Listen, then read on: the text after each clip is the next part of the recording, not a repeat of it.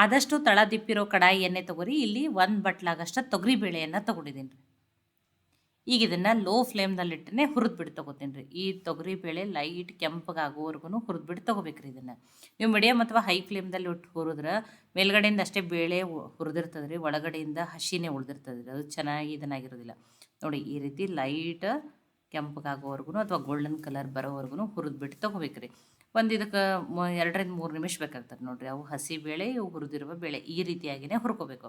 ಈಗ ಇದನ್ನು ಬೇರೆ ಪ್ಲೇಟಿಗೆ ಹಾಕೋತೀನಿ ರೀ. ನೋಡಿ ಎಷ್ಟು ಚೆನ್ನಾಗಿ ಹುರ್ಕೋತೀವಲ್ಲ ರೀ, ಅಷ್ಟು ದಿನ ಏನಾಗ್ತದೆ, ಲಾಂಗ್ ಲಾಸ್ಟಿಂಗ್ ಇರ್ತದೆ ಅಂತ ಹೇಳ್ತಾ ಇದ್ದೀನಿ. ನೋಡಿ ಇವು ಬೇಳೆ ಏನಾಗಲಿ ರೀ, ಕಂಪ್ಲೀಟಾಗಿ ಆರಲಿ ರೀ, ಹಸಕ್ ಬಸ್ಕ ಅಥವಾ ಹಸಿ ಬಿಸಿ ಹುರಿಬಾರ್ದು.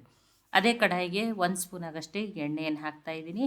ಎಣ್ಣೆ ಕಾಯ್ದ ಮೇಲೆ 1 ನಿಂಬೆ ಗಾತ್ರದಷ್ಟು ಹುಣಸೆ ಹಣ್ಣನ್ನು ಆ ಎಣ್ಣೆಯಲ್ಲೇ ಕರೆದ್ಬಿಟ್ಟು ತೊಗೋತೀನಿ ರೀ. ನೋಡಿ ಜಾಸ್ತಿನೂ ಕರಿಬೇಡ್ರಿ, ಇದನ್ನು ಲೋ ಫ್ಲೇಮ್ದಲ್ಲಿಟ್ಟೇ ಕರಿಯತ್ತೇನೆ. ಇಲ್ಲಾಂದ್ರೆ ಏನಾಗ್ತದೆ, ಜಾಸ್ತಿ ಕರೆದ್ರಿ ಅಂದರೆ ನೀವು ಇದು ಆ ಹುಳಿ ಅಂಶ ಹೋಗಿ ಕಹಿ ಆಗ್ತದೆ ರೀ ಅವಾಗ. ಮತ್ತೆ ನೋಡಿ ಕ್ರಿಸ್ಪಿ ಆದರೆ ಸಾಕ್ರಿ.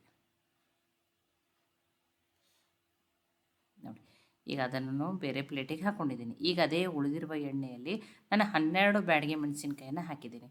ನಾನು ಖಾರ ಏನು ಮಾಡ್ತಾ ಇಲ್ಲ. ಖಾರ ಇಷ್ಟ ಅಂದರೆ ನೀವು ಇಲ್ಲಿ ಒಂದು 4 ಖಾರ ಇರೋ ಮೆಣಸಿನ್ಕಾಯನ್ನು ಹಾಕೋಬೋದು. ನೋಡಿ ನಮ್ಮನೇನಂತೂ ಖಾರ ಇಷ್ಟಪಡಲ್ಲ, ಅದಕ್ಕೆ ನಾನು ಬ್ಯಾಡಗೆ ಮೆಣಸಿನ್ಕಾಯಲ್ಲೇ ಮಾಡ್ತಾಯಿದ್ದೀನಿ. ಆ ಎಣ್ಣೆ ಒಳಗೆ ಈ ಮೆಣಸಿನ್ಕಾಯನ್ನು ಏನು ಮಾಡೀನಿ ರೀ, ಹುರಿದ್ಬಿಟ್ಟು ತೊಗೊಂಡಿನಿ ರೀ. ಈಗ ಇದನ್ನು ಬೇರೆ ಪ್ಲೇಟಿಗೆ ಹಾಕೊಂಡ್ರಿ. ನೋಡಿ ನಾನಿವತ್ತು ಕರಿಬೇವು ಸೊಪ್ಪಿನ ಚಟ್ನಿ ಪುಡಿಯನ್ನು ಮಾಡಿ ತೋರಿಸ್ತಾ ಇದ್ದೀನಿ ರೀ. ಈಗ ಅದೇ ಉಳಿದಿರುವ ಎಣ್ಣೆಯಲ್ಲೇ ದೊಡ್ಡ ಬೌಲೇ 1 ಬೌಲ್ ಆಗಷ್ಟು ಕರಿಬೇವು ಸೊಪ್ಪನ್ನು, ಫ್ರೆಶ್ ಆಗಿರುವ ಕರಿಬೇವು ಸೊಪ್ಪನ್ನು ತೊಳೆದ್ಬಿಟ್ಟು ಕಾಟನ್ ಬಟ್ಟೆಯಿಂದ ಒರೆಸ್ಬಿಟ್ಟು ಹಾಕೀನಿ ರೀ ನಾನು. ನೋಡಿ ಈಗ ಇದನ್ನು ಲೋ ಫ್ಲೇಮ್ದಲ್ಲಿಟ್ಟು ಆ ಕರಿಬೇವು ಸೊಪ್ಪು ಕ್ರಿಸ್ಪಿ ಆಗೋವರೆಗೂ ಹುರಿದ್ಬಿಟ್ಟು ತೊಗೋತೀನಿ ರೀ ನಾನು.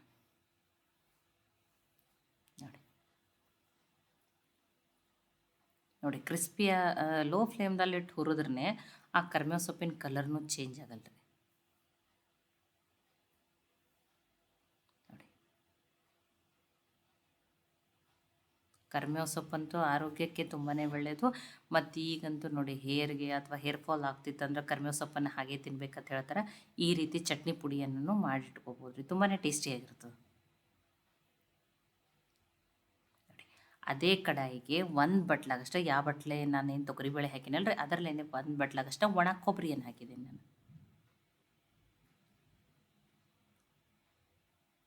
ಅಥವಾ ನೀವು ಯಾವ ರೀತಿ ಕರಿಬೇವು ಸೊಪ್ಪಿನ ಚಟ್ನಿ ಪುಡಿ ಮಾಡ್ತೀರಂತ ಹೇಳಿನೂ ನನಗೆ ಕಮೆಂಟ್ ಮಾಡಿ ತಿಳಿಸ್ರಿ. ಇದನ್ನು ಲೋ ಫ್ಲೇಮ್ದಲ್ಲಿಟ್ಟು ಲೈಟ್ ಕೆಂಪಗಾಗೋರ್ಗು ಅಷ್ಟೇನು ಹುರ್ಕೊಂಡಿದ್ದೆ, ತುಂಬಾ ಹುರಿಬೇಡ್ರಿ. ನೋಡಿ ನೋಡಿ ಇಷ್ಟ ಕೆಂಪಗಾದ್ರೆ ಸಾಕ್ರಿ. ಈಗ ಇದನ್ನು ಏನು ಮಾಡ್ತೀನಿ, ಬೇರೆ ಪ್ಲೇಟಿಗೆ ಹಾಕೋತೀನಿ ರೀ.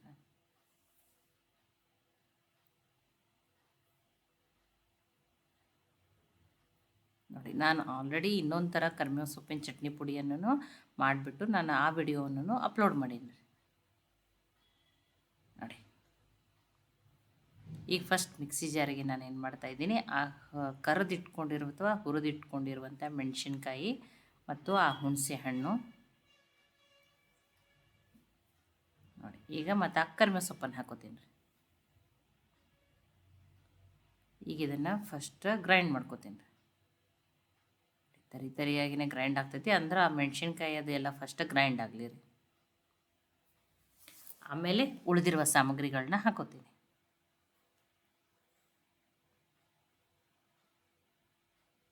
ನೋಡಿ ಈ ರೀತಿಯಾಗಿ ತರಿಯಾಗಿನೇ ಗ್ರೈಂಡ್ ಆಗಿದೆ. ಈಗ ಉಳಿದಿರುವ ಸಾಮಗ್ರಿಗಳನ್ನ ಹಾಕೊಳ್ಳೋಣ ರೀ. ನೋಡಿ ಆ ಹುರಿದಿಟ್ಕೊಂಡಿರುವಂಥ ಬೇಳೆಯನ್ನು ಹಾಕ್ತೀನಿ ರೀ. ನೋಡಿ ಚೆನ್ನಾಗಿ ಲೋ ಫ್ಲೇಮ್ನಲ್ಲಿ ಹುರಿದಿಟ್ರೆ ಯಾವುದೆಲ್ಲನೂ ಏನು ಮಾಡ್ಬೋದು, ನೀವು ಲಾಂಗ್ ಲಾಸ್ಟಿಂಗ್ ಅಂದರೆ ಭಾಳ ದಿನ, 15 ದಿನ ಅಲ್ಲ, ಇದನ್ನು ತಿಂಗಳವರೆಗೂ ಇಟ್ಕೊಂಡು ಹೊರಗಡೆನೇ ಇಟ್ಕೊಂಡು ಸ್ಟೋರ್ ಮಾಡಿ ತಿನ್ಬೋದು ನೀವು ಇದನ್ನು. ಈಗ ನೋಡಿ ರುಚಿಗೆ ತಕ್ಕಷ್ಟು ಉಪ್ಪು, ನೋಡಿ ಹುಳಿ ಹಾಕಿನ್ರಿ, ಹುಳಿಗೆ ಸ್ವಲ್ಪ ಬೆಲ್ಲವನ್ನು ಹಾಕ್ತಾಯಿದ್ದೀನಿ. ಈಗ ಇದನ್ನು ಮೇಲೆ ಕೆಳಗೆ ಮಾಡಿ ಮಿಕ್ಸ್ ಮಾಡಿ ಈಗ ಇದನ್ನು ಗ್ರೈಂಡ್ ಮಾಡ್ಕೋತೀನಿ ರೀ. ಇದೇನು ತುಂಬ ಫೈನ್ ಪೌಡ್ರ್ ಥರ ಆಗಲ್ಲ, ಸ್ವಲ್ಪ ತರಿಯಾಗಿಯೇ ಉಳಿತದೆ. ಅದೇ ರೀತಿಯೇ ಗ್ರೈಂಡ್ ಮಾಡ್ಕೋಬೇಕು ರೀ, ಆವಾಗಲೇ ಚಟ್ನಿ ಟೇಸ್ಟ್ ಚೆನ್ನಾಗಿರ್ತದೆ ರೀ. ನೋಡಿ ಆ ಬ್ಯಾಡಗೆ ಮೆಣಸಿನ್ಕಾಯ್ದಿಂದ ಕಲರ್ನೂ ತುಂಬಾ ಚೆನ್ನಾಗಿ ಬಂದದ ರೀ. ಇಲ್ಲ ನಮ್ಗೆ ಖಾರ ಬೇಕು, ಖಾರ ಇಷ್ಟ ಅನ್ನೋರು ಖಾರ ಇರೋ ಒಂದು 4-5 ಮೆಣಸಿನ್ಕಾಯನ್ನು ನೀವೇನು ಮಾಡ್ಬೋದು, ಸೇರಿಸ್ಕೋಬೋದು. ಈಗ ಇದನ್ನು ಬೇರೆ ಪಾತ್ರೆಗೆ ಹಾಕೋತೀನಿ ರೀ.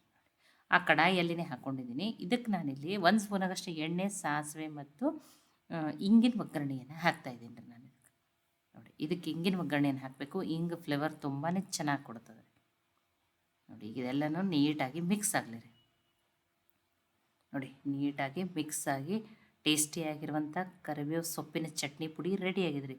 ಇದು ಬಿಸಿ ರೊಟ್ಟಿ, ಚಪಾತಿ, ಅನ್ನ, ದೋಸೆ ಈ ರೀತಿನೂ ಇದನ್ನೇನು ಮಾಡ್ಬೋದು, ಹಾಕ್ಬಿಟ್ಟು ತುಪ್ಪ ಹಾಕ್ಕೊಂಡು ತಿನ್ಬೋದು. ತುಂಬಾ ಟೇಸ್ಟಿಯಾಗಿರ್ತದೆ. ಅಥವಾ ನಿಮ್ಮ ಮಕ್ಕಳು ಎಲ್ಲೋ ಬೇರೆ ಕಡೆ ಸ್ಕೂಲು ಕಾಲೇಜ್ಗಿದ್ರೂ ಈ ರೀತಿಯಾಗಿ ಚಟ್ನಿ ಪುಡಿಯನ್ನು ಮಾಡಿಕೊಡ್ಬೋದು. ಇದನ್ನು ನೀವು 1 ತಿಂಗಳವರೆಗೂ ಸ್ಟೋರ್ ಮಾಡಿ ಇಟ್ಕೊಂಡು ತಿನ್ಬೋದು. ನೋಡಿ ಇವತ್ತು ಅಡುಗೆ ಮಾಡೋಕ್ಕೆ ಬೇಜಾರಾಗಿತ್ತು ಅಂದರೆ ಈ ರೀತಿ ಚಟ್ನಿ ಪುಡಿಗಳಿದ್ರೆ ಒಂದು ಅನ್ನ ಮಾಡಿಕೊಂಡ್ರೆ ನಿಮ್ಮ ಅಡುಗೆ ರೆಡಿ ಆಗ್ತದೆ. ಅಥವಾ ಮಕ್ಕಳಿಗೆ ಲಂಚ್ ಬಾಕ್ಸಕ್ಕೆ ನಮ್ಗೆ ಮಾಡೋಕ್ಕೆ ಲೇಟ್ ಆಗಿತ್ತಂದರೆ ಈ ರೀತಿ ತುಪ್ಪ ಹಾಕಿಬಿಟ್ಟು ನೀವು ಚಟ್ನಿ ಪುಡಿ ಅನ್ನ ಅಥವಾ ದೋಸೆಗೂ ಸ್ಪ್ರೆಡ್ ಮಾಡಿ ಕೊಡ್ಬೋದು. ನೋಡಿ ಈ ಚಟ್ನಿ ಪುಡಿ ರೆಸಿಪಿ ನಿಮಗೆ ಇಷ್ಟ ಆಗಿದ್ರೆ ಲೈಕ್ ಮಾಡಿ, ಶೇರ್ ಮಾಡಿ, ಕಮೆಂಟ್ ಮಾಡಿರಿ. ಖಂಡಿತನೂ ಟ್ರೈ ಮಾಡಿ ನೋಡಿರಿ. ಮತ್ತೆ ಹೊಸ ಹೊಸ ಅಡುಗೆ ಜೊತೆ ಸಿಗೋಣ. ಎಲ್ಲರಿಗೂ ಧನ್ಯವಾದಗಳು.